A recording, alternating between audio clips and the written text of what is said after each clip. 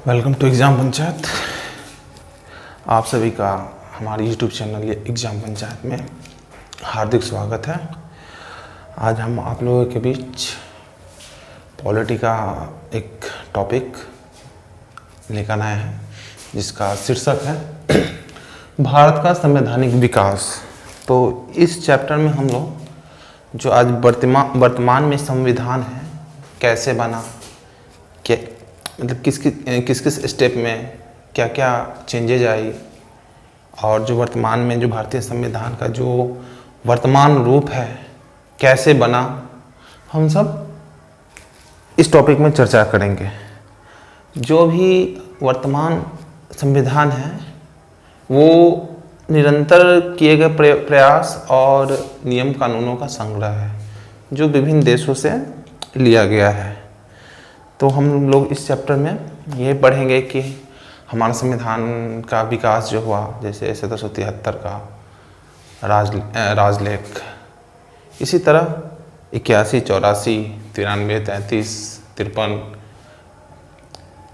में क्या क्या हुआ, क्या क्या चेंजेज हुआ, ये सब फिर 1947, ये सब ऐसे सारे टॉपिक्स हम लोग इसके अंदर कवर करेंगे।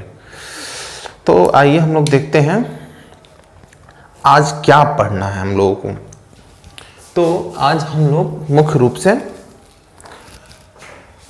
1600 का राजलेख पढ़ेंगे, 1773 का रेगुलेटिंग एक्ट पढ़ेंगे, एक्ट ऑफ सेटलमेंट पढ़ेंगे, और पिट्स इंडिया एक्ट 1784, 1786 का अधिनियम और 1793 का चार्टर एक्ट पढ़ेंगे और जानने की कोशिश करेंगे, समझने की कोशिश करेंगे। दोस्तों, यदि आप नए हैं तो हमारे YouTube चैनल को सब्सक्राइब और लाइक ज़रूर कीजिए। तो देखते हैं आज का क्लास स्टार्ट करते हैं। तो पहला है टॉपिक 1600 का राजलेख। ये 1600 का राजलेख क्या है? 1600 ईस्वी का राजलेख, 1600 ईस्वी का राजलेख। यह राजलेख तब आता है, मतलब कि जब ब्रिटिश शासन की शुरुआत हुई थी तो यह प्रथम राजलेख था, चार्टर था। और इसी चार्टर के माध्यम से आप देखिएगा कि ब्रिटिश कंपनी भारत में आती है, शासन करती है, व्यापार करती है।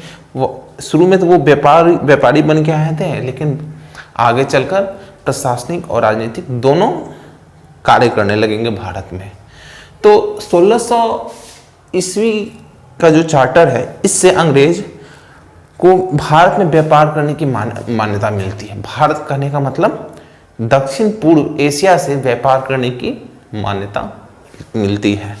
तो आइए इसे जानते हैं क्या है इसके अंदर क्या क्या पॉइंट्स हैं, ये देखेंगे। तो कंपनी लगभग 1600 ईस्वी में इंग्लैंड के कुछ व्यापारी मिलकर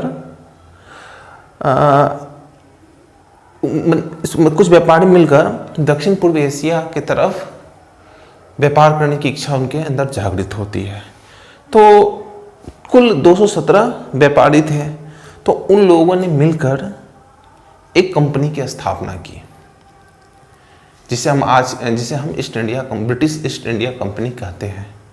और उसकी कुल,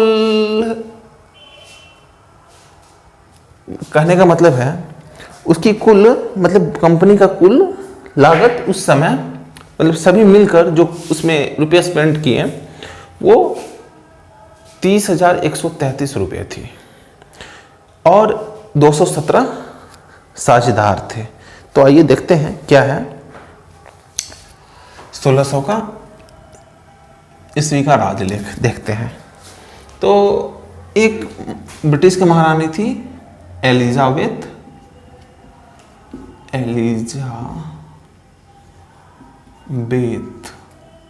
प्रथम।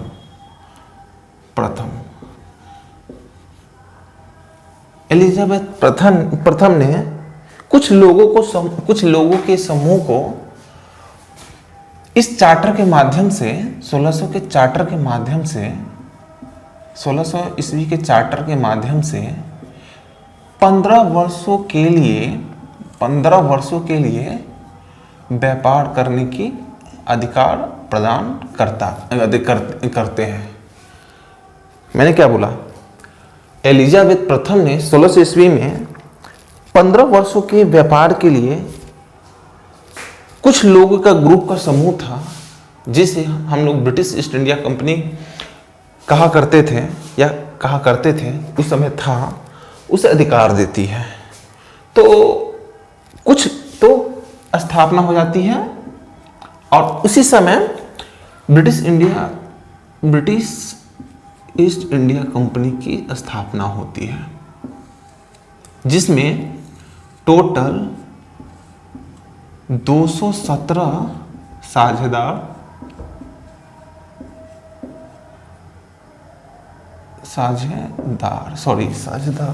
होते हैं। 217 साझेदार इसमें होते हैं और कुल पूंजी इस company British east India company का कुल पूंजी 30,133 पाउंड की रहती है। तो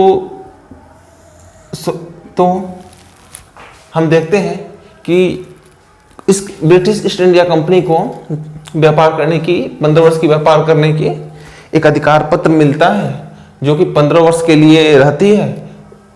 जिस राजलेख द्वारा ये अधिकार दी जाती है उसे सन 1600 का चार्टर कहते हैं।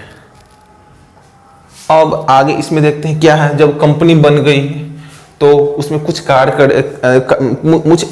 कुछ मुख्य आदमी भी होंगे जो मुख्य कार्य करेंगे।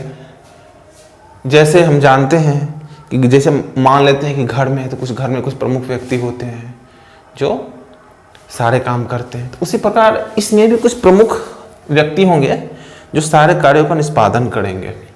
तो आइए देखते हैं कि क्या है। तो ब्रिटिश ईस्ट इंडिया कंपनी में कुल 26 सदस्य ऐसे थे, 26 मेंबर ऐसे थे जिसे विशेष कार्य, विशेष दायित्व दिया गया था कि कंपनी के देखरेख कार्य और नियंत्रण करने के लिए 26 लोगों के ऊपर जिम्मेदारी दी गई थी। आप मेरी बातों को गौर से सुनिएगा, शब्दों को ध्यान से दीजिएगा, क्योंकि पॉलिटी ऐसा सब्जेक्ट है कि यदि आप बातों को अच्छे से समझिएगा तभी जाकर क्वेश्चन बनेगा। और ऐसा सब्जेक्ट है कि यदि आप समझ गए तो एक क्वेश्चन गलती का कोई गुंजाइश ही नहीं है, मतलब आपसे एक क्वेश्चन गलत नहीं होगी। इसके लिए आपको ध्यानपूर्वक बातों को समझना पड़ेगा, बातों पर ध्यान देना होगा। तो मैंने क्या बोला कि इसमें 26 ऐसे सदस्य थे जो कंपनी के कार्यों को देखती थी। तो उस 26 सदस्य में भी कुछ होंगे, उसमें एक हेड होंगे और कुछ होंगे। तो इसमें आप ध्यान से देखिए कि मैं क्या लिख रहा हूं। इसमें 1 + 1 + 24, मैंने 1 + 1 + 24 लिखा। इसका मतलब यह है कि 1 कहने का मतलब कि इसमें एक गवर्नर थे। एक 1 का मतलब यह हुआ कि एक उप गवर्नर और 24 गवर्नर के सहयोगी सदस्य थे, जो कंपनी के कार्यों के सहयोगी सदस्य थे, जो गवर्नर को उनको कार्यों में सहयोग करते थे। और ये 26 सदस्य जो 217 सदस्य थे, इनमें से ये 26 सदस्य चुनी जाती थी। और इस परिषद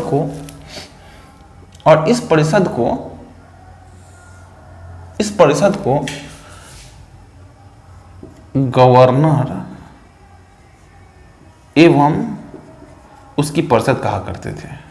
गवर्नर और उसकी परिषद की संज्ञा से अभिनिहित करते थे, संज्ञा से अभिनिहित करते थे। तो हम लोगों ने देख लिया 1600 के चार्टर में कि एलिजाबेथ द्वारा ब्रिटिश ईस्ट इंडिया कंपनी को 31 दिसंबर 16 को 15 वर्ष के लिए व्यापार की अनुमति दी जाती है, और इस अनुमति पत्र को हम लोग 1600 का राजलेख कहते हैं, जिसमें से 217 साझेदार थे, और कुल पूंजी 30,133 पाउंड की थी, जिसमें से 26 सदस्य ऐसे थे जो कंपनी के कार्यों को नियंत्रित देखरेख करते थे, जिसमें से एक गवर्नर साहब हो गए, और एक उपगवर्नर और 24 अन्य सहयोगी सदस्य थे, और इसे गवर्नर एवं उसकी परिषद की संख्या से अभिनिहित करते थे। ये हो गई 1600 का राजलेख। आप लोग इसको पहले नोट कर लें, क्योंकि इससे एक क्वेश्चन जनरली पूछी जाती है ये 1600 को राजलेख के लेकर कि इसकी स्थापना कब हुई। जनरली यही पूछी जाती है एग्जाम में कि ब्रिटिश ईस्ट इंडिया कंपनी की स्थापना कब हुई, तो वो आपको 31 दिसंबर 1600 वो रहेगी। तो आप लोग पहले से नोट कर लें।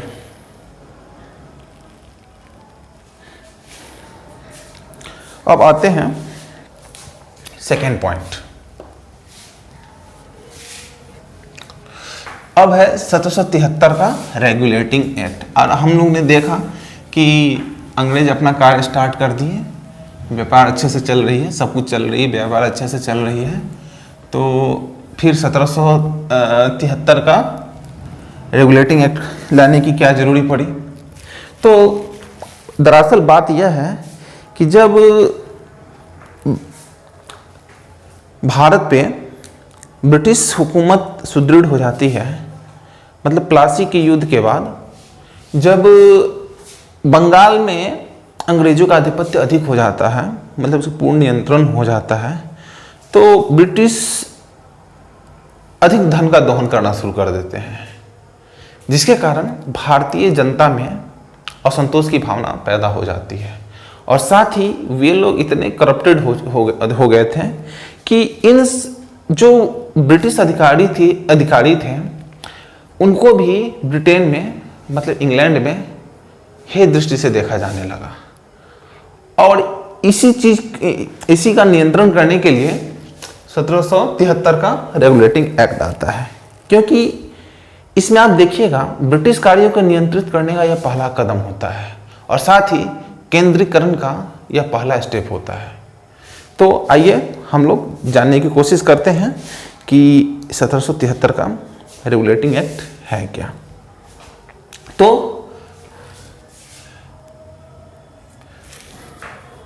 ये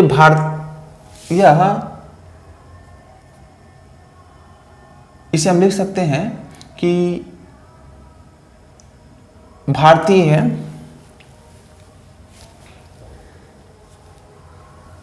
या मतलब ब्रिटिश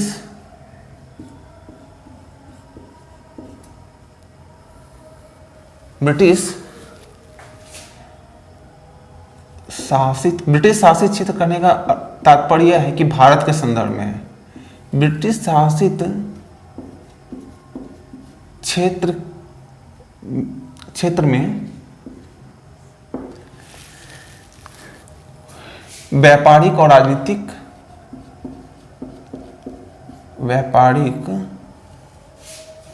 प्लस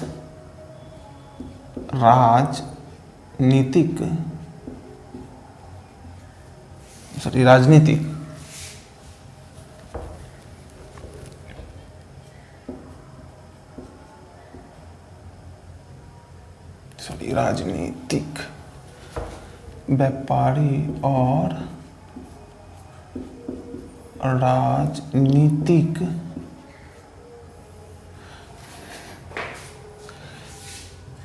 नियंत्रण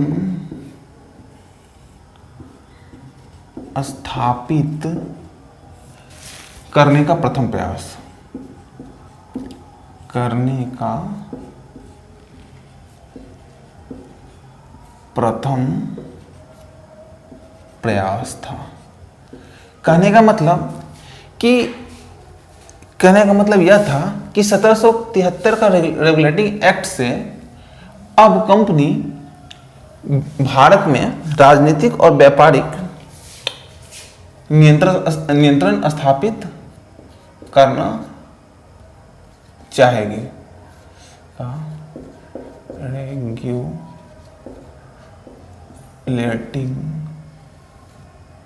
रेगुलेटिंग एक्ट करना चाहेगी, जैसा कि मैंने आप लोगों को बताया।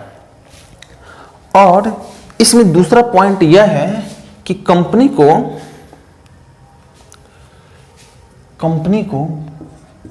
मतलब ब्रिटिश ईस्ट इंडिया कंपनी को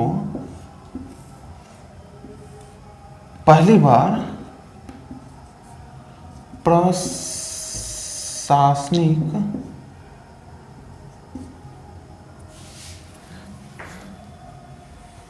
और राजनीतिक मान्यता प्रदान की जाती है। प्रशासनिक प्लस राजनीतिक मान्यता प्रदान की जाती है। प्रशासनिक मतलब कि वो प्रशासनिक कहने का मतलब कि सैन्य, असैन्य, राजस्व संबंधी संबंधी जितने मामले थे, अब उनका धीरे धीरे उस पर नियंत्रण करना स्टार्ट कर दिया था। व्यापारिक में जैसे क्या मतलब ब्रिटिश ईस्ट इंडिया में ईस्ट इंडिया कंपनी भारत में व्यापारिक क्या कर रही है, इस सब चीज़ों का विवरण ब्रिटेन देना अनिवार्य होने लगेगा। और तीसरा कि केंद्रीकरण की तरफ प्रथम प्रयास, केंद्रीकरण का प्रथम प्रयास। ये 3 पॉइंट हो गए पहले इंट्रोडक्शन में, ये 3 पॉइंट हो गए कि ब्रिटिश शासित क्षेत्र में व्यापारिक और राजनीतिक नियंत्रण स्थापित करने का प्रथम प्रयास था, और इससे कंपनी को प्रशासनिक और राजनीतिक, इस चार्टर द्वारा कंपनी को प्रशासनिक और राजनीतिक मान्यता मिल गई, और ये केंद्रीकरण का प्रथम प्रयास था। तो यह हो गई इसकी इंट्रोडक्शन। तो अब हम आगे देखते हैं। अब इसका हम डिटेल में जानने का प्रयास करेंगे,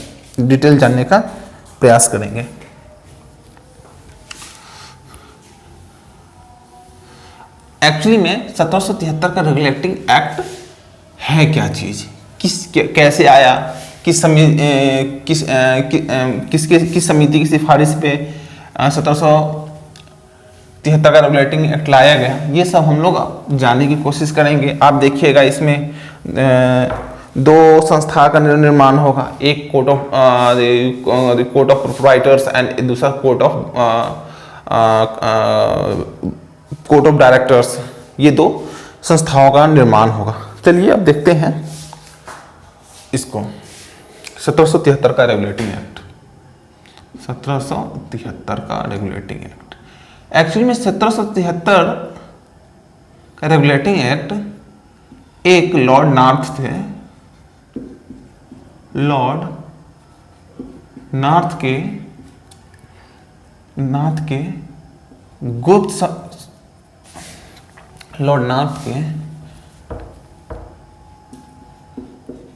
गुप्त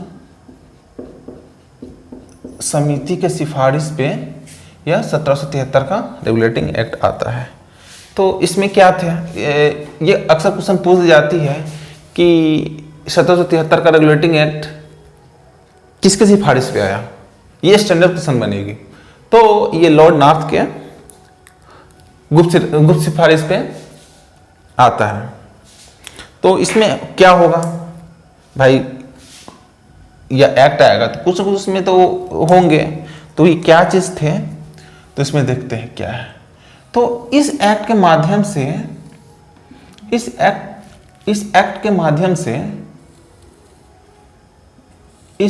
माध्यम से भारत और ब्रिटेन दोनों जगह से नियंत्रण स्थापित करने का प्रयास किया गया। मैंने क्या बोला? भारत और ब्रिटेन दोनों जगह से नियंत्रण स्थापित करने का प्रयास किया गया, जिसके अंतर्गत यहां पे दो संस्था का निर्माण होगा। इसके अंतर्गत दो संस्था का निर्माण होगा। पहला संस्था निदेशक मंडल जिसे बोर्ड ऑफ कंट्रोल कहते हैं, और तीसरा स्वत्वधारी मंडल जिसे कोड ऑफ प्रोप्राइटर्स हम लोग कहते हैं। अब हम लोग जानने का प्रयास करेंगे इसे। तो दो संस्थाओं, इस एक्ट के तहत दो संस्थाओं का निर्माण किया गया। एक था बोर्ड ऑफ कंट्रोल और दूसरा था कोड ऑफ प्रोप्राइटर्स। ये दो संस्थाओं का निर्माण हो जाता है।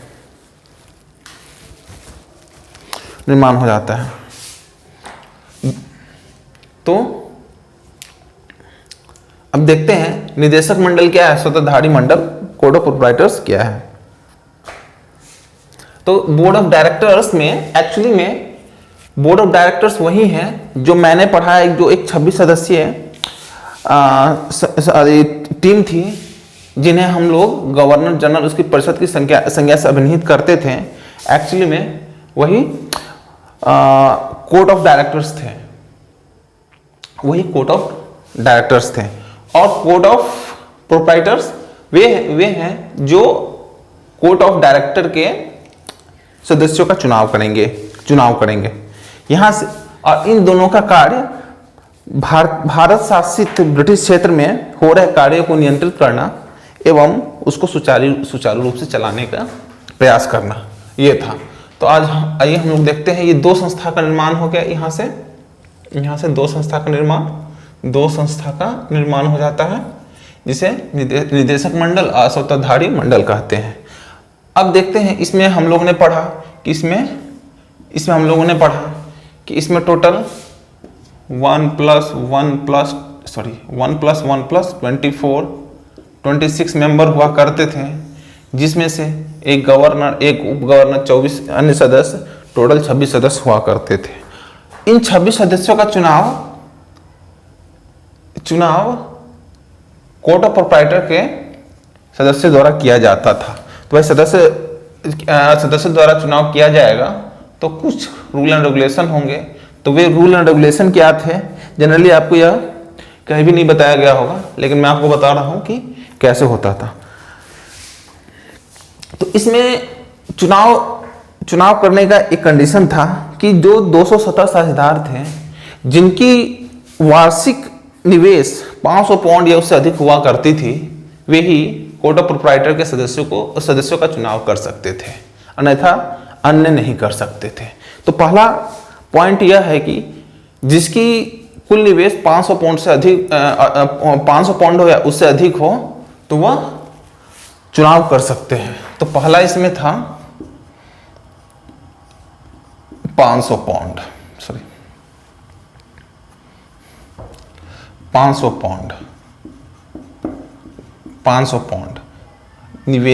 निवेश हो जिनका, वही कोर्ट ऑफ डायरेक्टर के सदस्यों का चुनाव कर सकते थे, अर्थात निदेशक मंडल के सदस्यों को चुन सकते थे। लेकिन मैंने क्या बताया, 500 पाउंड हो, लेकिन इस अधिनियम द्वारा अब 500 पाउंड की जगह 1000 पाउंड जिसका कुल निवेश होगा, वही अब निदेशक मंडल का चुनाव कर सकते थे। पहला क्या था, पहले था कि 500 पाउंड जो निवेश करे वो चुनाव कर सकता था, लेकिन 1773 के रेगुलेटिंग एक्ट के जरिए अब जिसका 1000 पाउंड निवेश होगा, वही निदेशक मंडल का चुनाव कर सकता था। तो पहला पॉइंट हम ये ले लिए, 500 की जगह 1000 पाउंड, ये हो गया पहला।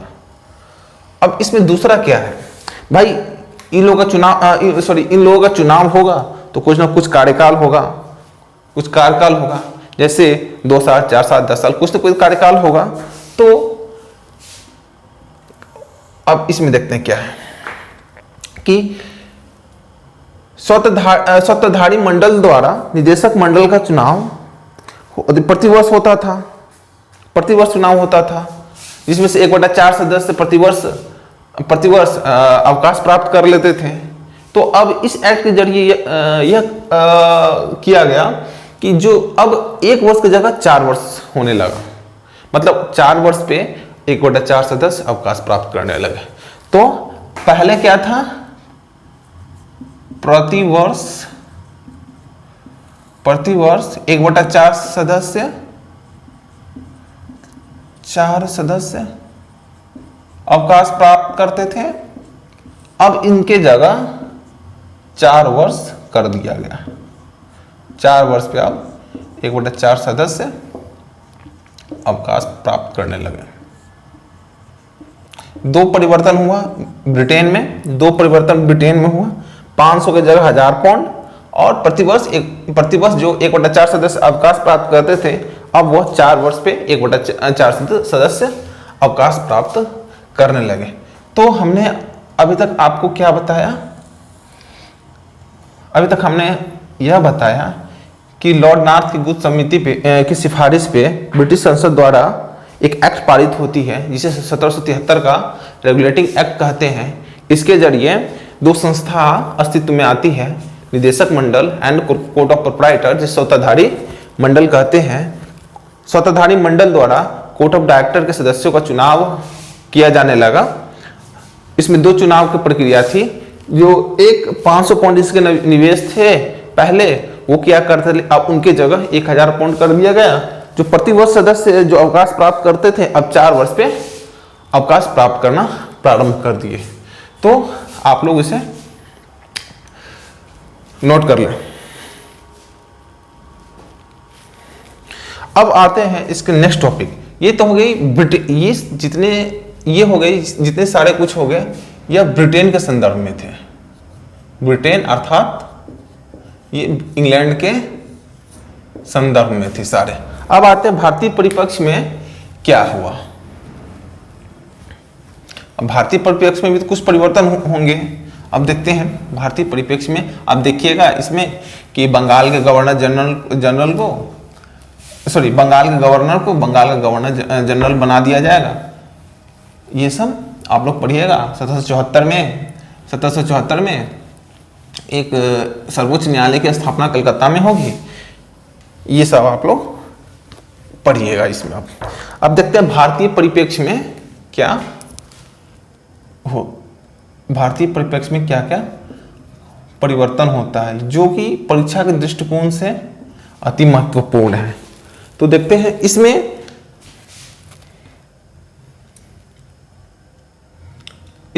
2 चीज है। चलिए स्टार्ट करते हैं इससे। तो इसमें पहला पॉइंट है कि फोर्ट विलियम प्रेसिडेंसी के अंदर मद्रास और मुंबई को रख दिया गया। पहला point, fort William presidency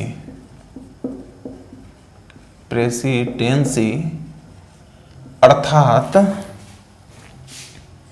Bengal के अंदर मद्रास और मुंबई को रख दिया गया। कहने का मतलब प्रशासनिक, राजनीतिक और व्यापारिक तीनों का अधिकार, तीनों चीज पे अब बंगाल के गवर्नर जनरल का अधिकार हो गया। किसी भी कार्य के लिए अब इसके साथ 3 हो गए, प्लस बंगाल।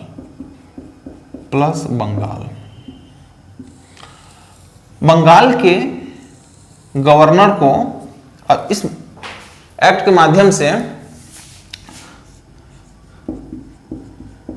बंगाल के गवर्नर को क्या कहा जाने लगा? बंगाल के गवर्नर को गवर्नर जनरल, अब बंगाल के गवर्नर की जगह गवर्नर जनरल कहा जाने लगा, गवर्नर जनरल कहा जाने लगा। और इसके साथ गवर्नर के साथ 4 सदस्य भी अस्तित्व में आए, जिसे गवर्नर जनरल और उसकी परिषद की संज्ञा से अभिनीत करते हैं।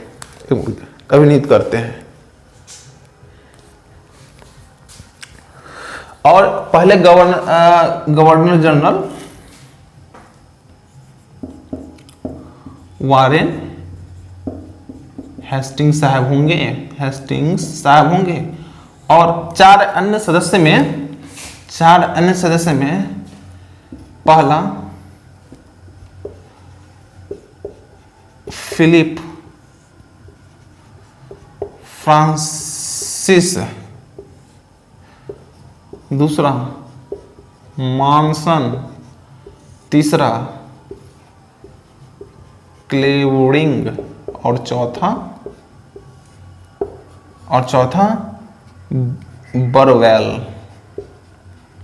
बरवेल होंगे। तो मैंने क्या बताया इसके अंदर कि मद्रास मुंबई को बंगाल के अंदर कर दिया गया। बंगाल के गवर्नर जनरल को बंगाल के गवर्नर को अब बंगाल का गवर्नर जनरल कहा जाने लगा। पहला गवर्नर जनरल वारेन हेस्टिंग्स हुए, जो कि हमेशा एग्जाम में पूछा जाता है, एग्जाम का फेवरेट क्वेश्चन है। और 4 अन्य सदस्य थे, जिसे गवर्नर जनरल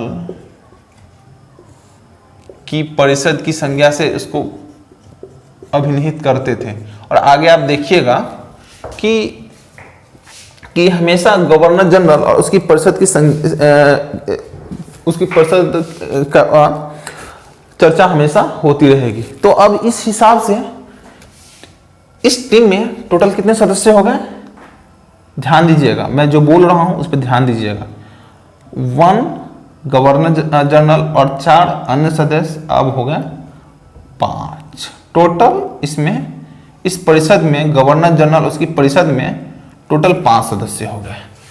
यह 5 सदस्य मैंने क्यों लिखा? इस लिखने का रीजन यह था कि हम जानते हैं कि भारतीय संसद में कोई भी विधेयक बहुमत के आधार पर पारित होती है, जो कि जिसकी सरकार होती है उसी के यदि कोई बहुमत हुई तो वो चीज पारित हुई, और नहीं हुई तो नहीं पारित होती है। तो बहुमत व्यवस्था का कहीं न कहीं यह प्रथम बिंदु है, क्योंकि मान लेते हैं कि यदि किसी मुद्दा पर 2+2 वोट आ गए, परिषद की 2+2 वोट आ गई, तो इस स्थिति में गवर्नर जनरल का वोट अत्यंत महत्वपूर्ण था। तो गवर्नर जनरल जिसको वोट करती थी उसका मतलब उसकी बात पास हो जाती थी, और यदि दूसरे वाले को समर्थन कर देती थी तो वो पास नहीं हो पाती थी। तो बहुमत प्रक्रिया का कहीं ना कहीं इस पे अंश झलकता है और यहीं से स्टार्ट होता है। तो ये हो गया वारेन हेस्टिंग्स के संदर्भ में। और दूसरी बात 1774 में, यहाँ पर लिख देता हूँ, 1774 में कलकत्ता में ही एक सुप्रीम कोर्ट अर्थात सर्वोच्च न्यायालय का गठन होता है, जिसके मुख्य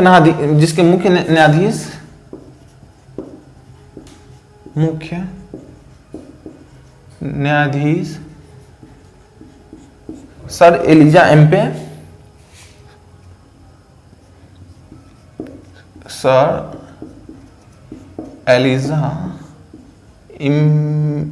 इम्फे थे। और 3 अन्य न्यायाधीश थे। इनके सहयोग के लिए न्यायाधीश थे, इनके सहयोग के लिए न्यायाधीश थे, जिसमें से पहला चैम्बर्स, दूसरा लेमेस्टर, चैम्बर्स, लेमेस्टर और तीसरा हाइड। तो मैंने बताया कि 1774 कलकत्ता में एक सर्वोच्च न्यायालय की स्थापना होती है, जिनके मुख्य न्यायाधीश सर एलिजा इम्फे होते हैं और उनके 3 सहयोगी न्यायाधीश चैम्बर्स, लेमेस्टर और हाइड हुए। तो ये इतनी बात होगी, आप लोग इसे नोट कर लें।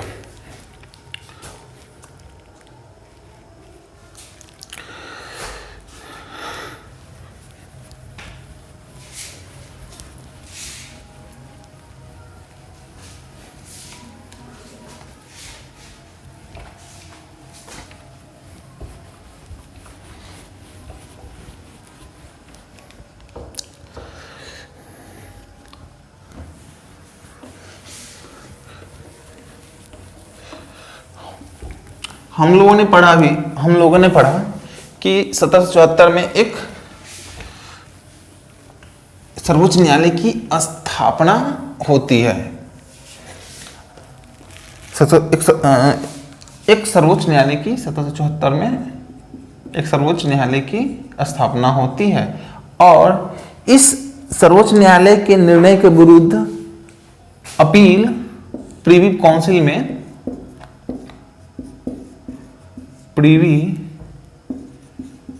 काउंसिल में की जा सकती थी और यह एक अभिलेख न्यायालय था। हमेशा एग्जाम में आपसे पूछ दिया जाएगा कि यह किस प्रकार का न्यायालय है, तो यह एक अभिलेख न्यायालय था। और इस एक्ट के माध्यम से ब्रिटिश अधिकारी को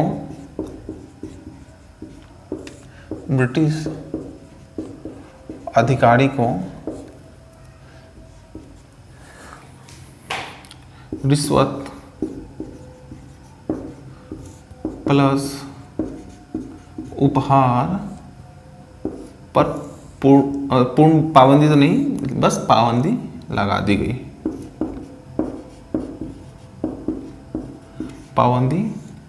गई।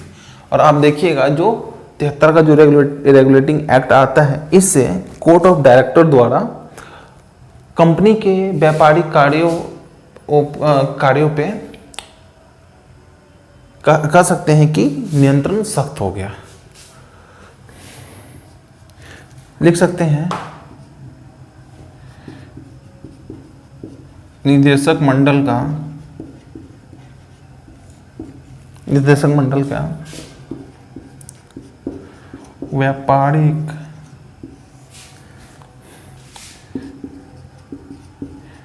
क्रियाकलापों पर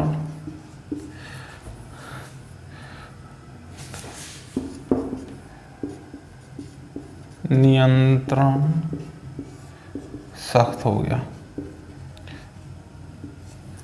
गया। तो यह हो गया 1773 का रेगुलेटिंग एक्ट। अब हम लोग स्टार्ट करेंगे 1781 का एक्ट ऑफ सेटलमेंट। तो यह एक्ट ऑफ सेटलमेंट क्यों आता है? जो 1773 का जो रेगुलेटिंग एक्ट आता है, तो उससे भी ये ब्रिटिश अधिकारी सुधरे नहीं और रिश्वत करप्शन की अनियमितता ज़्यादा बढ़ गई। तो उसके कंट्रोल के लिए एक्ट ऑफ सेटलमेंट आता है, जिसे बंगाल जुडिकेचर एक्ट भी कहते हैं और या उसे संशोधनात्मक एक्ट भी कहते हैं। तो आइए हम लोग देखते हैं कि यह क्या है, एक्ट ऑफ सेटलमेंट क्या है।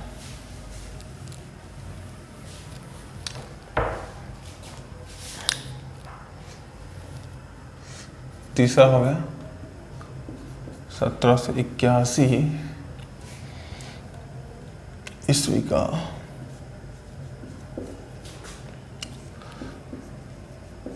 Act of settlement, act of settlement, 1781 का एक्ट ऑफ सेटलमेंट। ये 1781 का जो एक्ट ऑफ सेटलमेंट आता है, ये एक प्रवर समिति के अध्यक्ष, प्रवर समिति के अध्यक्ष, प्रवर समिति के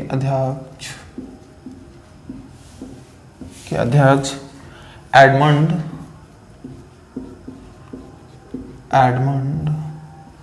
बर्ग के सिफारिश पे आता है।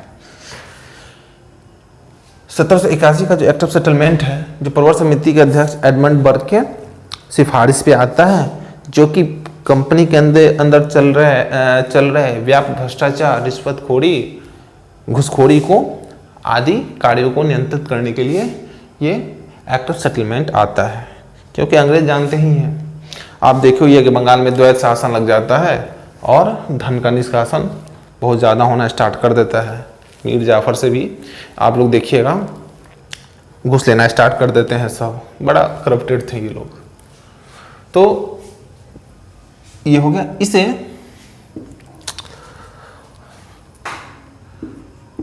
संशोधात्मक अधिनियम भी कहते हैं, अधिनियम कहते हैं, या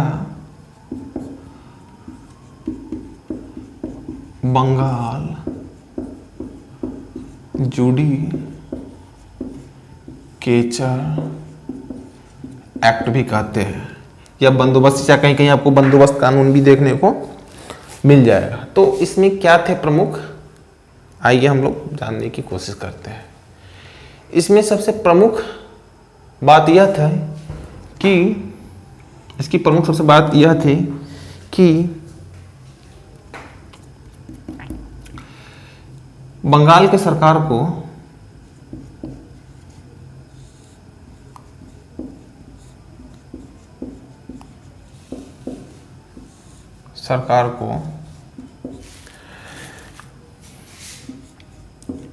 बिहार,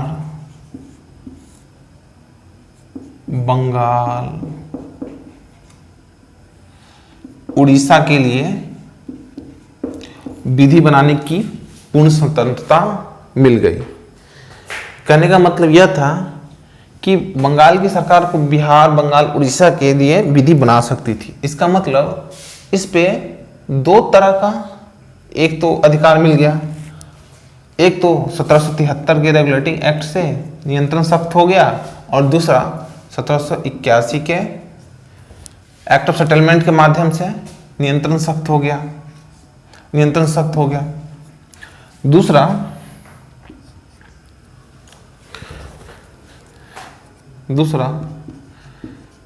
गवर्नर जनरल और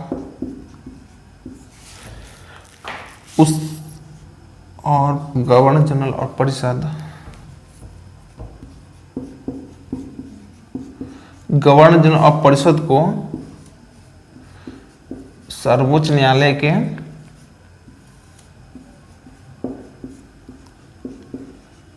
दायरे से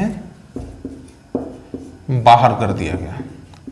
कहने का मतलब कि अब जो कानून गवर्नर जनरल और उसकी परिषद बनाएगी, उसके लिए सर्वोच्च न्यायालय की मंजूरी की अब आवश्यकता नहीं थी। अब गवर्नर जनरल और उसकी परिषद स्वतंत्र रूप से नियम कानून बना सकते हैं।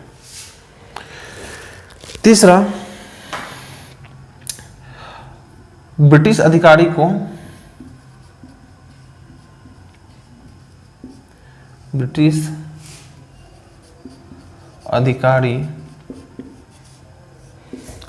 और सेवकों को भी ब्रिटिश और उसकी सेवकों को भी सर्वोच्च न्यायालय के दायरे से बाहर कर दिया गया। अब यदि ब्रिटिश गवर्नर जनरल और उसकी परिषद या ब्रिटिश अधिकारी या सेवक किसी प्रकार का कार्य करते हैं, यदि उस पर किसी प्रकार की कानूनी कार्रवाई की जाती थी, तो अब उसकी सुनवाई कलकत्ता में 1774 में स्थापित सर्वोच्च न्यायालय के द्वारा नहीं होगी। अब वो उसकी कार्रवाई अपना वो ब्रिटेन में करेंगे। आप देखिएगा आगे चलकर इन लोगों के लिए एक कोर्ट की भी स्थापना होगी। आप देखिएगा 1784 में कोर्ट की भी स्थापना होगी। अब इसका एक और पॉइंट है कि प्रांतीय अब गवर्नर जनरल और उसकी परिषद प्रांतों के लिए नियम कानून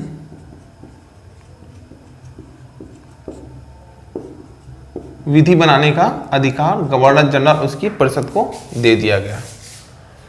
मतलब जो भी, अब कहने का मतलब यह था कि प्रांतीय कार्य जो भी होंगे अब वह गवर्नर जनरल और उसकी परिषद के अंदर कर दिएगा।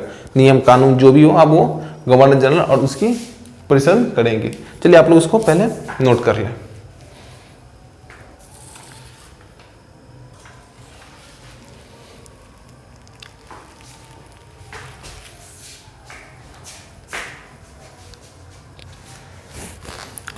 अब हमने आपको बताया कि यह प्रांतीय न्यायालय होगा। यहां पे प्रांतीय न्यायालय, इसको हम लोग प्रांतीय न्यायालय कहेंगे। ये हो गई कुछ बात 1781 के एक्ट ऑफ सेटलमेंट की, तो जिसमें हम लोगों ने पढ़ा कि प्रवर समिति के अध्यक्ष एडमंड बर्ग की सिफारिश पे 1781 का एक्ट ऑफ सेटलमेंट आता है, जिसे बंदोबस्त कानून, संशोधात्मक कानून या बंगाल जुडिकेचर कहते हैं। इसके अंदर बंगाल के अंदर बिहार, बंगाल, उड़ीसा को कर दिया गया, जहां पे वो कानून का विधि बनाने के लिए स्वतंत्र थे। इस तरह पर दो नियंत्रण स्थापित हो गए। एक 1773 के द्वारा नियंत्रण स्थापित हो गए और दूसरा एक्ट ऑफ सेटलमेंट 1781 के द्वारा नियंत्रण स्थापित हो गए। इनके द्वारा गवर्नर जनरल और उसकी परिषद को सर्वोच्च न्यायालय के अधिकार क्षेत्र से बाहर कर दिया जाता है और ब्रिटिश सेवकों को भी सर्वोच्च न्यायालय के अधिकार क्षेत्र से बाहर कर दिया जाता है।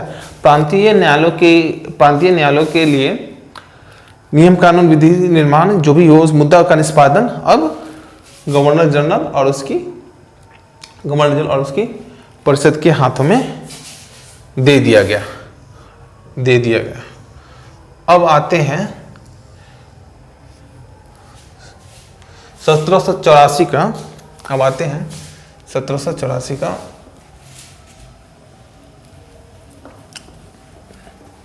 अधिनियम। इस अधिनियम में हम लोग देखेंगे कि ब्रिटिश क्राउन का भारतीय क्षेत्र पर पहला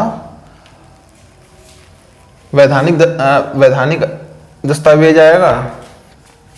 उस पर वैधानिक दस्तावेज आएगा।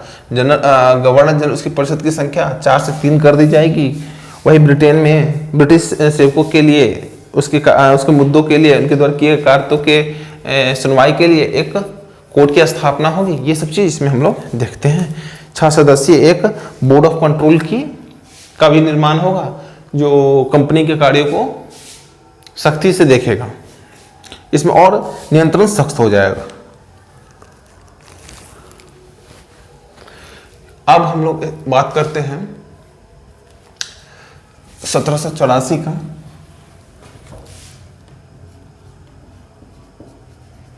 1784 का पिट्स इंडिया एक्ट।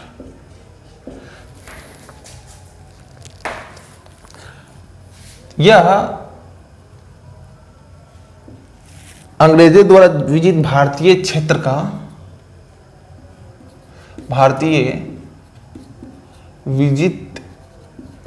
का कहने का मतलब ब्रिटिश क्राउन का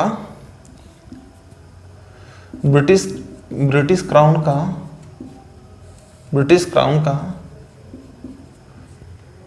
का पहला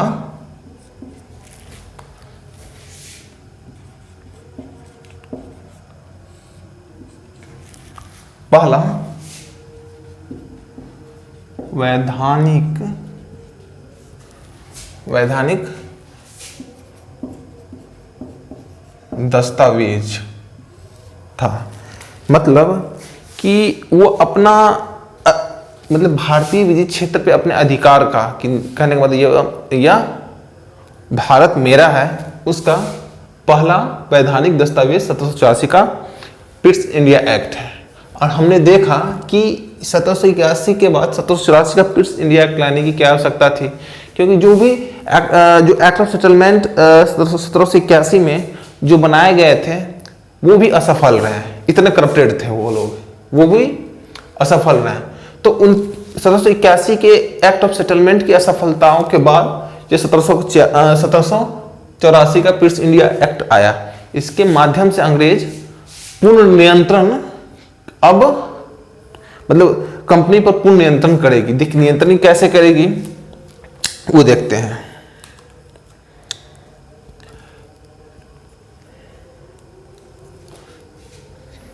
तो इस एक्ट के माध्यम से कंपनी के व्यापारिक और राजनीतिक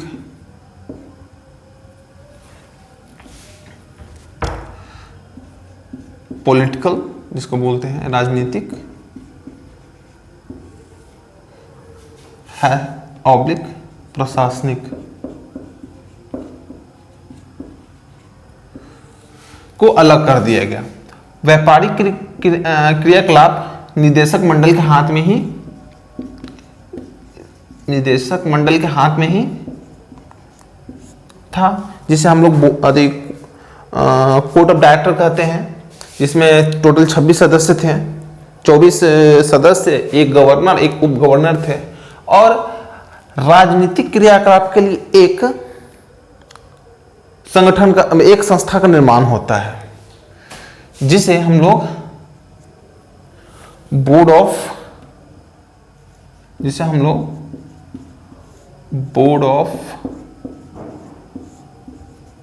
कंट्रोल नाम दिए।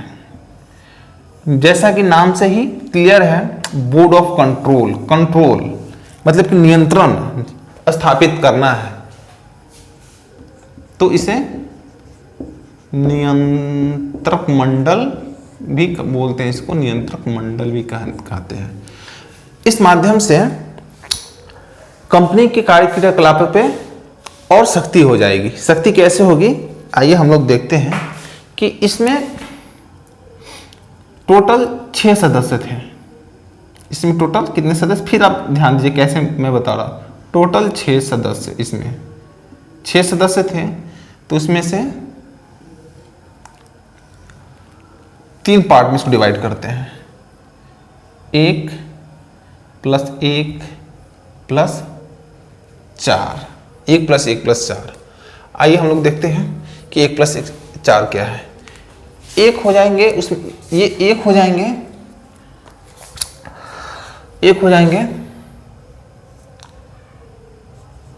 चांसलर ऑफ एक्सचेकर, एक्सचेकर हो जाएंगे। दूसरा एक हो जाएंगे राज्य सचिव, एक हो जाएंगे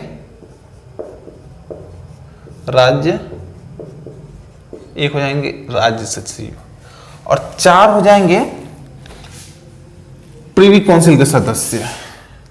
मतलब यहां पे एक लिख देता हूं, यहां पे एक याद के लिए, और तीसरा प्रीवी काउंसिल के सदस्य। प्रीवी काउंसिल, इसकी संख्या कितनी हो जाएगी, 4 हो जाएंगे। ये हो गए 6 सदस्य में। एक हो जाएंगे chancellor of exchequer, chancellor of exchequer हो जाएंगे, एक राज्य सचिव हो जाएंगे और 4 प्रिवी काउंसिल के सदस्य हो जाएंगे। तो अभी तक मैंने आपको पढ़ाया 1786 के पिट्स इंडिया एक्ट में कि भारतीय विधि क्षेत्र पर ब्रिटिश कानून का प्रथम वैधानिक दस्तावेज था। इसमें कंपनी के प्रशासनिक और व्यापारिक क्रियाकलापों को अलग कर दिया गया। व्यापारिक क्रियाकलाप कोर्ट ऑफ डायरेक्टर के ही अंदर रहा, जब बल्कि प्रशासनिक कार्य के लिए 6 सदस्य एक संस्था का निर्माण हुआ जिसे बोर्ड ऑफ कंट्रोल करते हैं, जिसमें 6 सदस्य थे।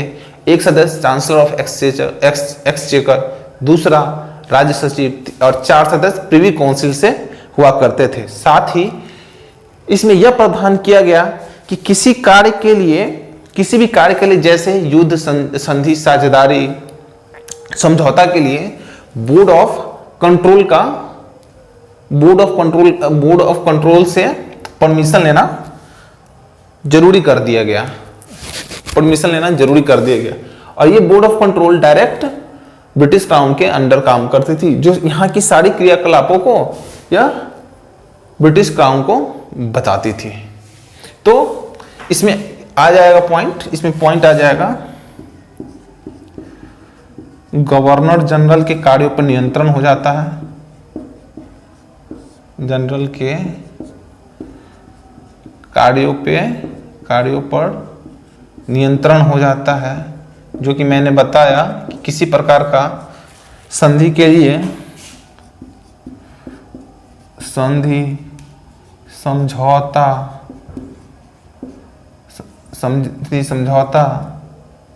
युद्ध आदि के लिए बोर्ड ऑफ कंट्रोल की परमिशन जरूरी थी।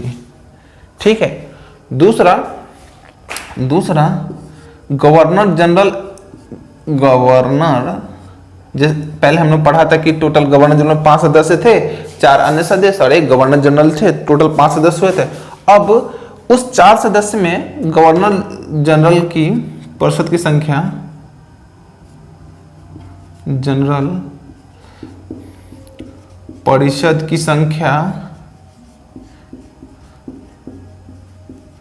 संख्या 4 से 3 कर दी गई। इसमें ये इंपॉर्टेंट पॉइंट है, 4 से 3 कर दी गई। और मैं यहां लिख देता, तीसरा पॉइंट यहां पर लिख देता हूं। यहां पर तीसरा पॉइंट कि ब्रिटिश अधिकारी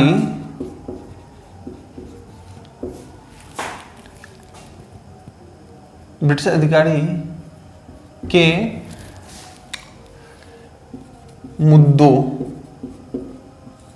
मुद्दों की सुनवाई हेतु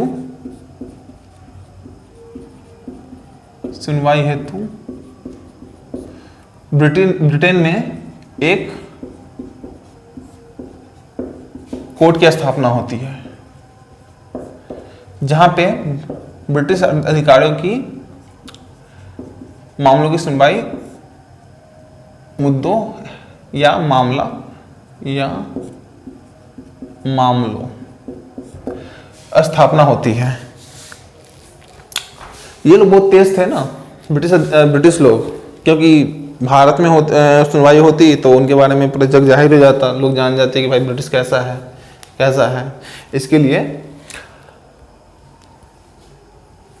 इसके लिए ब्रिटेन में एक कोर्ट की स्थापना होती है।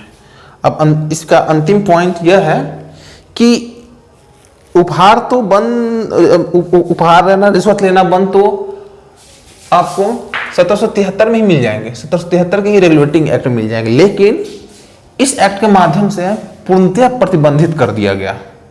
तो चौथा पॉइंट उपहार प्लस रिश्वत पर पूर्णतः ब्रिटिश सरकार द्वारा प्रतिबंध लगा दिया गया। ये पूर्णतः प्रतिबंध लगा दिया गया। तो ये पॉइंट हो गया। तो मैंने बताया कि पिट्स इंडिया एक्ट में क्या मैंने बताया कि अब ब्रिटिश क्राउन का प्रथम भारतीय विजय क्षेत्र पर आधिपत्य का प्रथम वैधानिक दस्तावेज है। इसके तहत कंपनी के व्यापारिक और राजनीतिक क्रियाकलाप को अलग कर दिया गया। व्यापारिक क्रियाकलाप निदेशक मंडल के हाथ में था, जबकि बोर्ड ऑफ कंट्रोल के हाथ में राजनीतिक कार्य आ गए, जिसे नियंत्रक मंडल कहते थे। इसमें 6 सदस्य थे, एक बोर्ड एक्सचेकर थे, राज्य सचिव थे और 4 सदस्य प्रिवी काउंसिल के थे तो और इसके तहत गवर्नर जनरल के कार्यों पर नियंत्रण किया गया। संधि समझौता के लिए बोर्ड ऑफ कंट्रोल की आज्ञा लेना जरूरी था और ये बोर्ड ऑफ कंट्रोल ऊपर ब्रिटिश क्राउन को रिपोर्ट करते थे। गवर्नर जनरल की परिषद की संख्या 4 से 3 कर दी गई। ब्रिटिश अधिकारियों को मतलब मुद्दे और मामलों की सुनवाई के लिए ब्रिटेन में एक हाईकोर्ट का निर्माण किया गया। और लास्ट पॉइंट यह है कि उपहार और रिश्वत लेने पर पूर्णतः प्रतिबंध कर दिया गया, मतलब प्रतिबंधित कर दिया गया। तो ये होगी 1784 की कुछ मुख्य बातें। अब आते हैं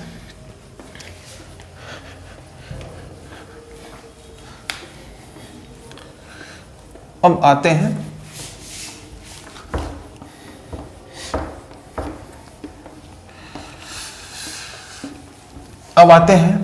1786 ईस्वी का अधिनियम। इसमें कुछ खास नहीं है, 2 पॉइंट है, बस याद करना है और कुछ खास नहीं। जो जनरली बस इसी 2 पॉइंट से है, तो बहुत ज़्यादा 2-4 पॉइंट है, लेकिन मेन 2 पॉइंट है जो हमेशा एग्जाम में आते रहते हैं। तो 1786 का अधिनियम। तो ये 1786 का जो अधिनियम जनरली मुख्य रूप से कॉर्नवालिस के संदर्भ में आया था। कॉर्नवालिस के संदर्भ में आया था। तो इसमें क्या था? एक था कि गवर्नर जनरल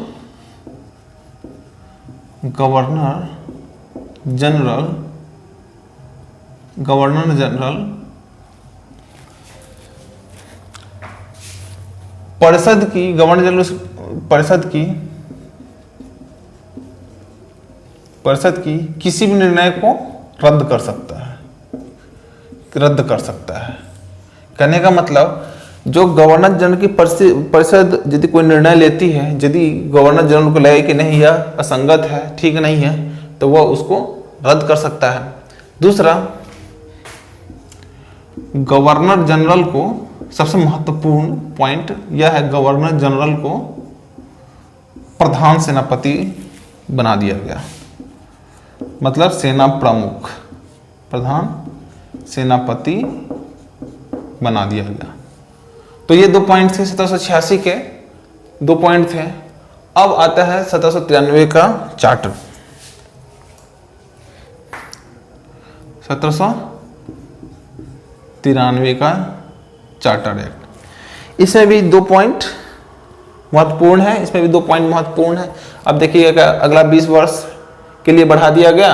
अब इसी प्रकार फिर 1813 में आएगा, 1853 में आएगा, इसी तरह 20-20 वर्ष आगे बढ़ते रहेंगे। तो इसमें भी 2 पॉइंट है, कि पहला पॉइंट कि बोर्ड ऑफ कंट्रोल मतलब निदेशक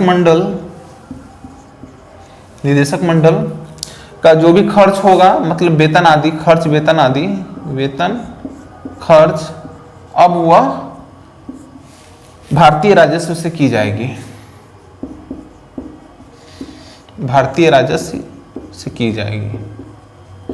और दूसरा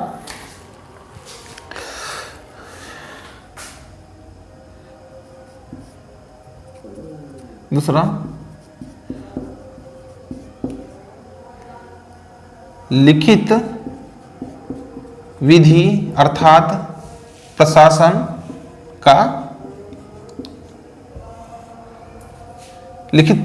का आरंभ होता है।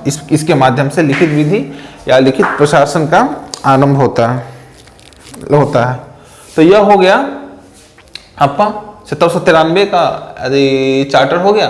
1786। तो आज हम लोगों ने 1600 का 1600 का राजलेख देखा, 1773 का रेगुलेटिंग एक्ट देखा, एक्ट ऑफ सेटलमेंट 81 देखा, फिर सिटी एक्ट 1784 देखा, 1786 का अधिनियम देखा, फिर 1793 का। आने वाले क्लास में हम लोग इसे आगे पढ़ेंगे और डिटेल में जानने की कोशिश करेंगे। तो दोस्तों आपको कैसा लगा वीडियो आप लोग जरूर कमेंट सेक्शन में बताइएगा, और चैनल को लाइक और सब्सक्राइब जरूर कीजिएगा कि, और देख ही रहे हैं कि आप लोग की कोरोना का दौर चल रहा है, सोशल डिस्टेंसिंग मेंटेन करके रखिएगा, मास्क जरूर लगाइएगा, और भगवान से प्रार्थना कीजिएगा कि जल्द से जल्द यह बीमारी ख़त्म हो। चलिए ठीक है, आज यहीं तक रहने देते हैं, और आप हमारे चैनल को, टेलीग्राम चैनल को भी ज्वाइन कर सकते हैं। टेलीग्राम चैनल है टेलीग्राम चैनल है जिसका नाम है एग्ज़ाम पंचायत। एग्ज़ाम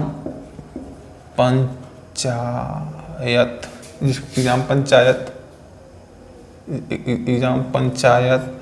और आप हमें फेसबुक पर भी, पेज पे भी फॉलो कर सकते हैं। पेज का नाम है एग्ज़ाम पंचायत, मतलब एग्ज़ाम पंचायत जहाँ दिखे समझिए कि हम ही हैं वहाँ पे। तो चलिए ठीक है, आज यहीं तक रहने देते हैं। Good night, bye, thank you.